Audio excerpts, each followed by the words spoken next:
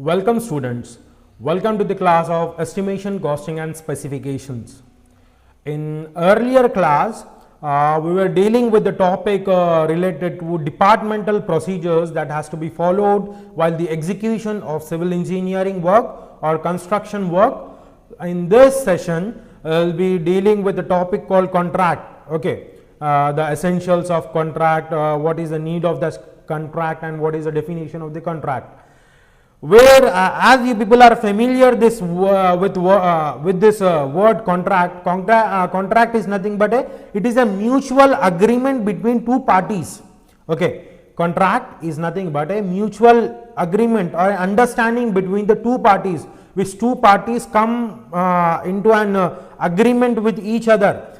Suppose one is the builder or contractor and another is the owner. So they come to one conclusion that owner says that you have to execute the work, construction work, which I am assigning you in a proper manner. And what the contractor keeps his point, I will execute the work according to your demands and you need to pay me accordingly for this work. So this overall thing has to be put on one paper. That is nothing but a contract. That is nothing but a contract. So definition of contract is as follows: agreement of at least two parties with purpose of creating legal obligation between the parties and capable of being enforced by the court of law. What do we mean by enforced by the court of law? Means as I have given the example of owner and a contractor. What happens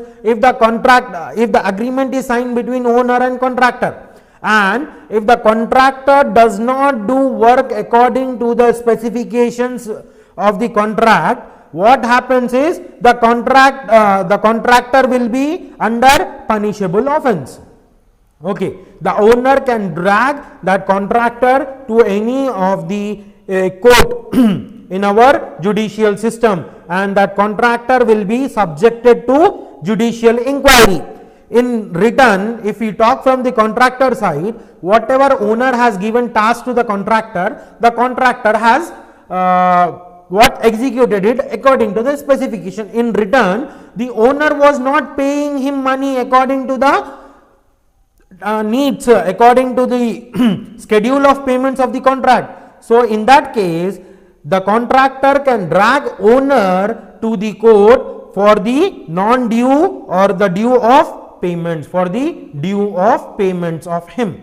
So agreement of at least two parties with a purpose of creating legal obligations between the parties and capable of being enforced by the court of law. In simple terminology, the contract is a combination of offer, acceptance and consideration. Offer, acceptance plus consideration. Offer in the sense offer given by a owner to the contractor or contractor to a owner. Okay. Acceptance is who is accepting the work, who is giving the contract and who is accepting that. The both parties has to accept, and with some consideration that the work has to be done accordingly, the payments has to be given as per the schedule of payments. So those things has to be included. So contract is a combination of offer. Contract is a combination of offer plus acceptance plus consideration. Acceptance plus consideration. Acceptance plus consideration. So this is about definition of the contract. Why we use contract in the construction work? The next is use of contract in construction. First one, to describe scope of work. The first one is to describe the scope of work. What do we mean by scope of work? The first one is describe the scope of work. What do we mean by scope of work? Scope of work in the sense what all things I will be doing, that is my scope of work. Suppose I am constructing a building, I am a contractor or I am an engineer which I am constructing a building for a client. Okay, I am constructing a building for a owner or my client. So what all works come under my supervision, or what all works which I will be executing is my scope of work, is my scope of work. For example, if I am constructing a G+5 building, let us see, okay, let us assume that I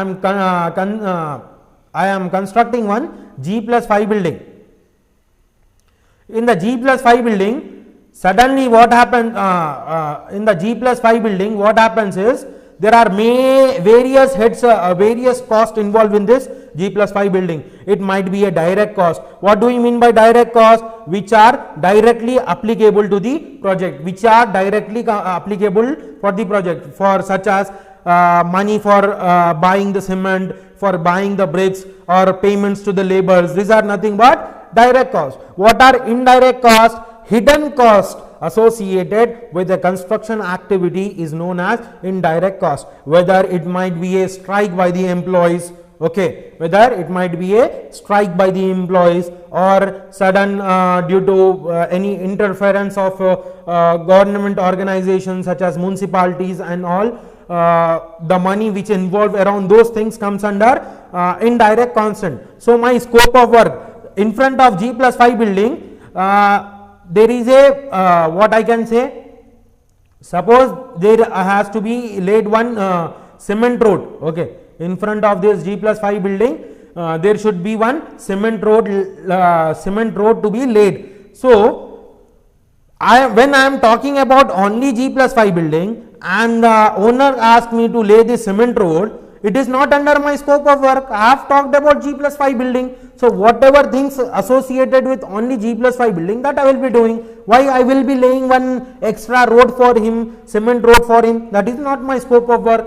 So this is what all works which I do, okay, which falls under my supervision or under my head is nothing but scope of work. So this scope description of scope of work will be done for this project G+5. Owner has to supply this thing. Contractor has to execute this thing and supply these things. So a clear cut descriptions will be given. So that is nothing but our scope of work. Next is established time frame. What do we mean by established time frame? If in the contract document, if we not mention the time, either it might be a project completion time or weekly or monthly progress time. Suppose in the span of 1 month, all the columns has to be raised of ground floor. So this time frames has to be given. The project should be completed in 18 months or 24 months. That has to be included in the contract. Established cost and payment provision. Established cost and payment provision. What do we mean by this? Suppose as you reach the column level, I will be paying you this much amount, or contractor will be writing, okay, in the contract document that when I reach the plinth level, so and so amount has to be given to me. When I raise column, so and so amount has to be given to me. When I lay the slab, 50% of the amount has to be given to me. So these are nothing but cost and payment provisions that we need to include in the contract. Set forth obligations and relationship. Okay, what do we mean by set forth obligations and relationship? Suppose if the delay of payment happens, what has to be done? If the delay of project handover happens, what has to be done? Minimize disputes. If due to some reason, if the disputes arises, so what will be the ways to solve that disputes? Okay. So next is improve economic return of investment. Improve economic return of investment. In this sense, see, when the owner and contractor is bound under enforced law, what happens is contractor also obeys that legally and owner also obeys it legally. So there will be a smooth running of the project with the help of this contracts. What do all contracts contain? What is the content of the contract? So first one is identifying the parties. So and so, who are the parties? Identifying the parties. Who are the parties? Whether the party is, if the agreement is between engineer and contractor, or the agreement is between owner and engineer, or owner and the contractor. So first of all, we need to identify parties. Promises and responsibilities are mentioned in this contract. What all what are the responsibilities of a contractor towards the site, what are the responsibilities of engineer to the site, and what is the responsibilities of owners, that all has to be included. Next, scope of work, which we have already discussed regarding scope of work. Price and payment terms, this is also included in this. Price and payment of terms, commercial terms and conditions, project execution plan. These are nothing but contents of the contract. Project execution plans, all drawings and specifications related to the project will be enclosed, will be attached with the contract documents. Okay. So what are different types of contracts? Okay, major types of contracts, or you can say traditional types also. Construction contracts are of various, basically 3 types you can say. Okay, 3 types construction contract form. The first is of competitive bidding, the next is negotiated cost plus, and third is type of combination. What we say that these in this slide we are discussing about major types of contract. What are major types of contract? Okay, generally broadly this contracts are divided as competitive under different heads: competitive bidding, negotiated cost plus, and combination of contracts. Okay, so first let us talk about lump sum contract and unit price contracts. Okay, there are main in competitive bidding, the main types of contracts are lump sum contract and unit price contract. So what do we mean by lump sum contract? We will be saying that there is lump sum contract, unit price contract. Lump sum contract is generally we bid it for buildings. Okay, unit price contract, if the structure is heavy, for normal building work G+1 or G+2, we go with lump sum contracts. If the work are heavy work, if lot of investment is required, and that if it is a complex project, we go with unit price contract. So what is the advantages of this lump sum contract and unit price contract? Low risk to the contractor, it is a high risk to the contractor. Why high risk to the contractor? Because contractor is giving here lump sum estimate. I will do your building within the sum of rupees 10 lakhs. Okay, so there is a high risk to the contractor, whether it might there might be increase in cost due to some hidden unseen things. There can be an increase in the cost. So in this competitive bidding type, lump sum contract and unit price contract, there is a high risk to the contractor and low risk to the owner, When we talk about negotiated cost plus contracts, the main types are as follows: cost plus percentage of cost. What do you mean by cost plus percentage of cost? Suppose I am executing and building. Suppose I am constructing a building.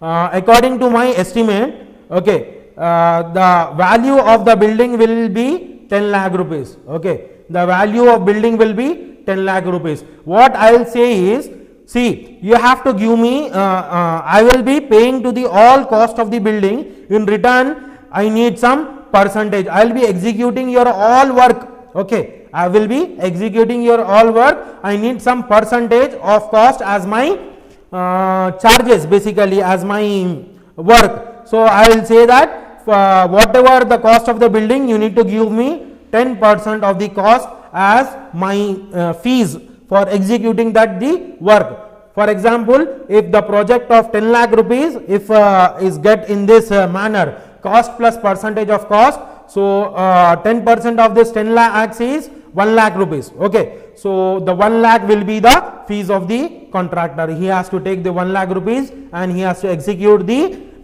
work of 10 lakhs. So that is nothing but cost plus percentage of cost type of contract. Next is cost plus fixed fee. Cost plus fixed fee. What do you mean by cost plus fixed fee? Similarly, in terms of percentage, I will execute the work. Suppose the work has to be done for 10 months. Okay, the work will be completed within the span of 10 months.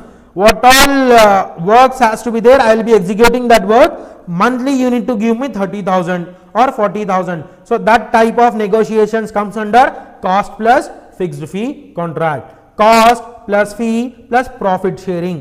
Cost plus fee plus profit sharing. Generally this happens in government projects. Whatever the cost occurs for that project, a regular fee has to be paid plus profit sharing. Okay, fees I have said that monthly 30,000 or for the total project 2 lakhs or 3 lakhs rupees plus profit sharing. If you get a profit of 10 lakh rupees, 30% will be mine, 70% will be yours. So in that manner, cost plus fee plus profit sharing contract work. Cost plus sliding fee. This is also similar to the cost plus sliding fee in the sense, depending upon the work, monthly work or work which has been executed. Suppose if the work is executed, suppose for the given month, if there was less work executed at the site, so fees will be less. Okay, if there is a more work, the fees will be more in that thing. Okay. The next is cost plus GMP. GMP means guaranteed maximum price. Okay.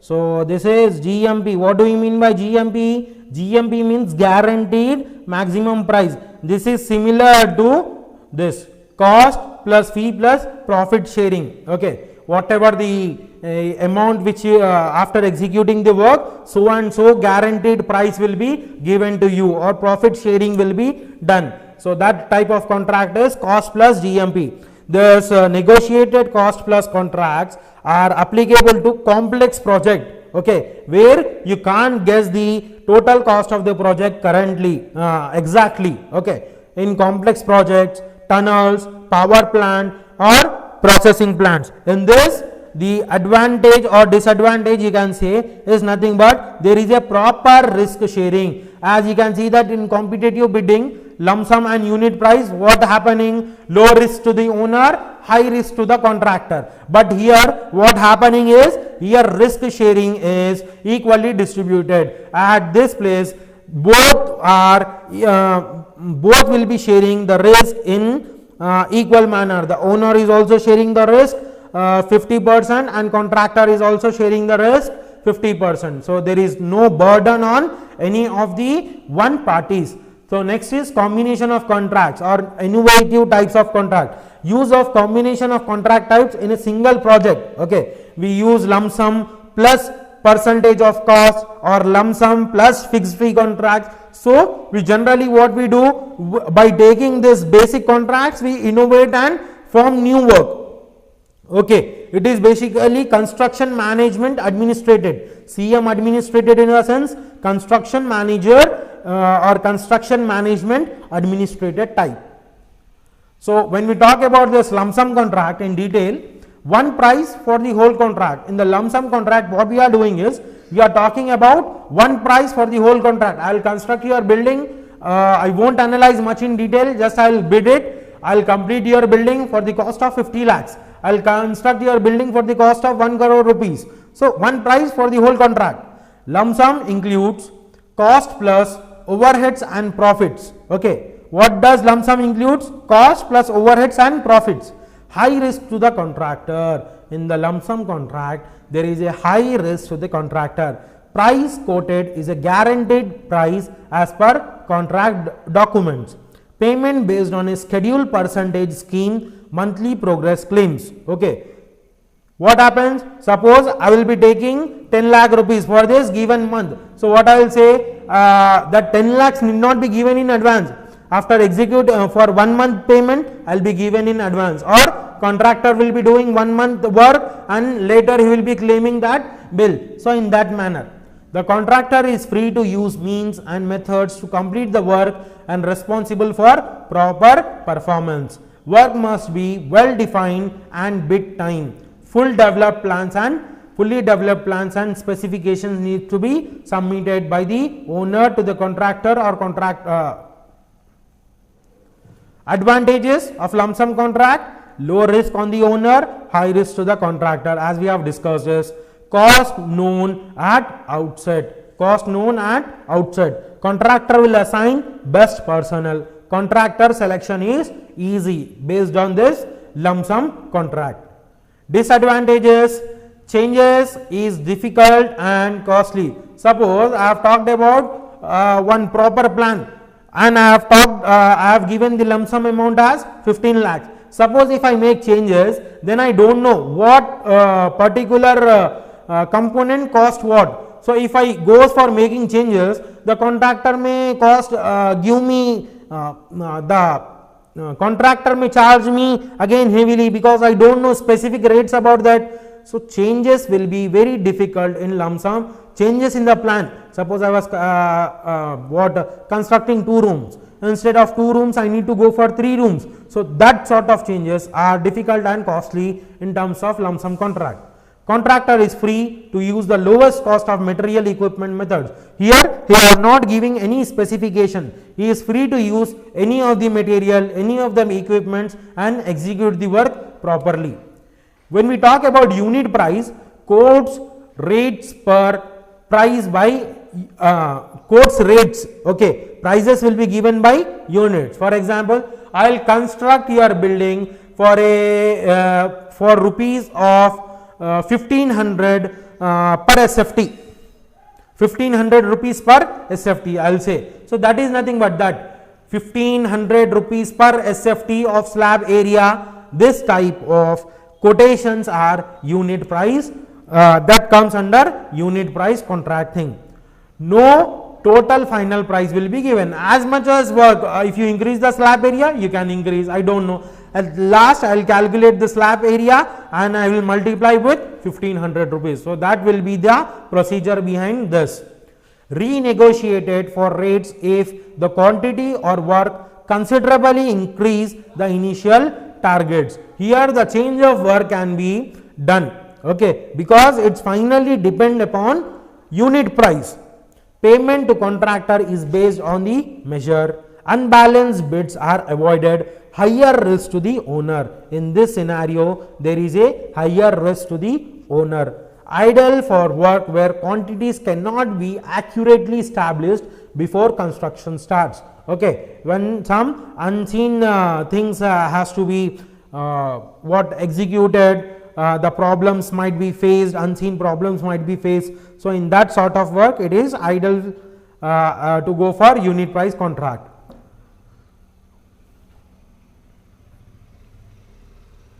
So as we talked about this, required sufficient design for the basis for unit price contract is required sufficient design definition to estimate quantities of the units.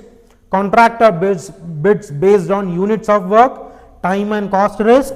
Okay, large quantity changes can be increase or decrease the unit price. You can increase the basically in unit price contract it is easy to change to make changes in the plan, whereas in lump sum contract it is very difficult. What are the requirements for unit price contract? Adequate breakdown and definition of work units, good quantity surveying and reporting system, adequate drawings has to be present, experience in developing BOQ. BOQ in the sense bill of quantities. Okay, the bill of quantities has to be developed. Payments based on the measure of the finished works has to be executed properly. Quantity sensitive analysis of unit prices to evaluate total bid price for potential quantity variation. What are the advantages? Easy for contract selection. Early start is possible. If I give it for unit price, early start is possible, and there is a flexibility. Flexibility at the both sides, even at the contractor level and at the owner level. If the owner wants to make any changes, he can easily make in unit price. What are the disadvantages? Final cost we don't know, because from the beginning final cost of the project is unknown in the unit price contract. Staff needed to measure the finished quantities and report to the units not completed. Unit price sometimes tends to draw unbalanced bid. Okay, suppose I have executed I have quoted the value for 1500 per square feet. So sometimes that amount may not be workable for me. Okay, I might or I may remain with less profit in this scenario. So when we talk about this cost plus things, actual cost plus a negotiated reimbursement to the cover overheads and profits. Different methods for reimbursement is cost plus percentage, cost plus fixed fee, cost plus fixed fee plus profit sharing clause. In this, as said, there is a higher risk to the owner. Guaranteed maximum price will be delivered. By using this type of contract, the contractor can start work without a early defined project scope. Without a early defined project scope, since all costs will be reimbursed and a profit guarantees. Even though if the owner is not paying him money in advance, what does contractor does? He puts his money and execute the work, because at the end whatever the cost he uses for the execution, that he will be getting, and a guaranteed maximum price is also getting. Cost plus percentage of cost, as I have said that 2%, 10%, 6% of total cost will be cost. Suppose a project has to be delivered for the cost of if the cost of the project is around 50 lakhs. Okay, so this is the cost of the project, plus contractor will be taking that 10% of this cost has to be given to me. So what is the 10% of 50 lakhs? 5 lakhs rupees.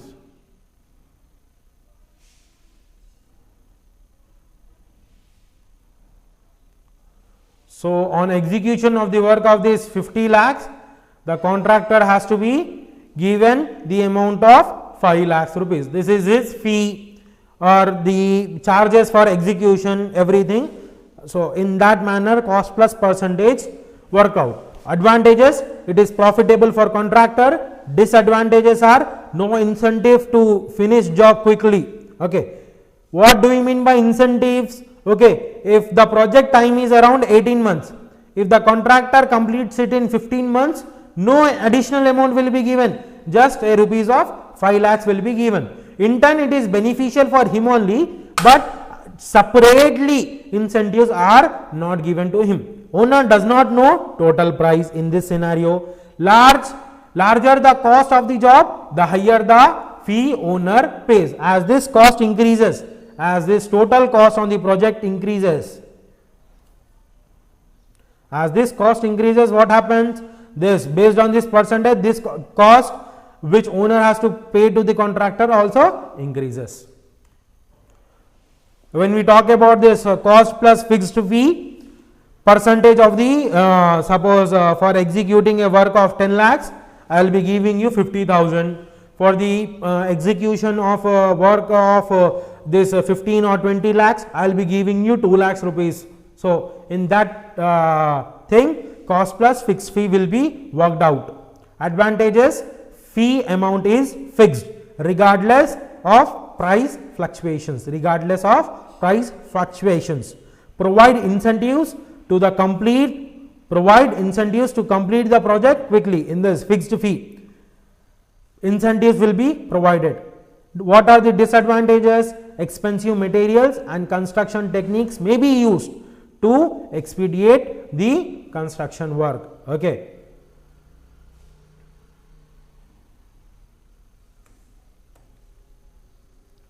So this was all about which we have discussed about cost plus fixed fee and cost plus fixed fee plus profit sharing thing.